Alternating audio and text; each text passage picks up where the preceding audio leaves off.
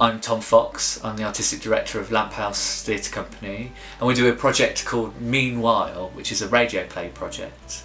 We've got 5 local playwrights to write short radio plays, which we're going to produce locally with Peterborough Regional College students and professional actors, and we're also going to perform them live with a foley artist, which is an artist that works on radio dramas to make sounds out of nothing, like doors shutting, pouring cups of tea and that kind of thing.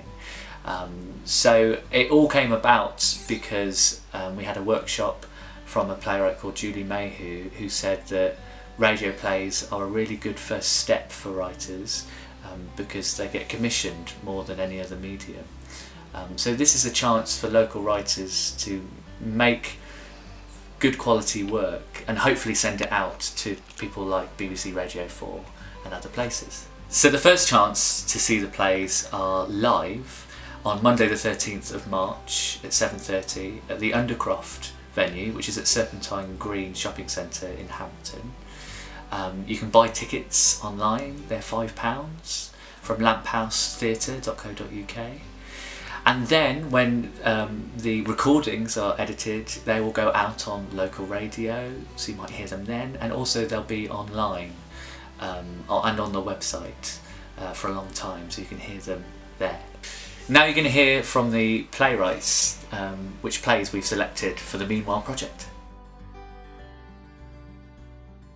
So I'm John Shields and I wrote Homeland Shadow as part of the Meanwhile project. My play is a kind of look at what would happen, so it was kind of about the refugee crisis in Europe and the world just now, and the way we treat those refugees. And so I kind of invented a nuclear disaster in East Anglia and thought, what would happen, how would we treat refugees in this country and what would we do with them. And so I created this little family who are separated, and yeah, just had a look at that. Look, how would we treat refugees if they were actually British and we had 250,000 people who didn't know where to go. So I'm Renee. I've written Silence for the Meanwhile project. Silence is about it's about a murder that takes place, and the boy's sister is arrested on suspicion of the murder, and it's about the consequences for her going through the prison and the court and everything, and for their mum, who is suffering at home with her daughter being in jail and her son being now dead. My name's Jasmine. I've written this play that has gone through to the next stage of of this process. It's called The Three Witches of Parity, and Parity is this village where my parents grew up in Jamaica, but it's actually set in the 18th century. Somebody comes to work at the estate.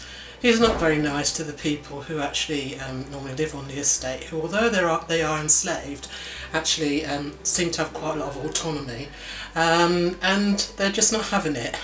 So they devise a plan. Great.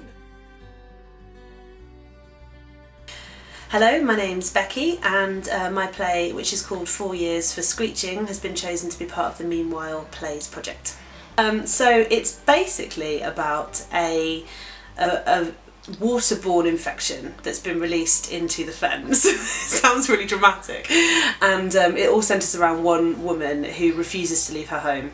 And it's 3 characters in the play, so 2 evacuators turn up to try and get her to leave her home because the waters are rising and the infection is deadly, and she is refusing to leave. So it's just kind of the play out of what happens in her house when they're talking about trying to get her to leave.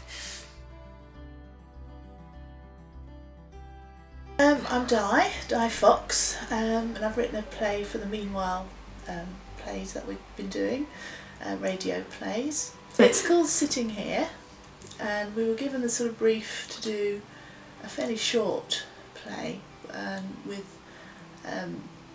well, I took Running Away as the theme. That was one of the themes that they gave us.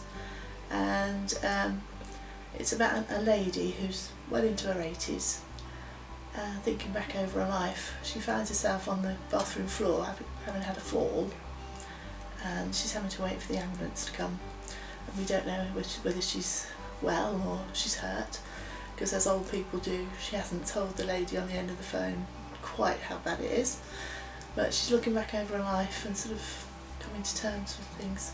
Nice. Kind of looking forward to them to hearing them being produced. I've never written anything for radio before at all, so that's going to be really interesting, and to find out, to actually hear it with all the sound effects and all that sort of stuff. And then Tom was just saying that for the live staging, they're going to have that sort of thing as well. So that'll be fun. That'll be interesting. Brilliant.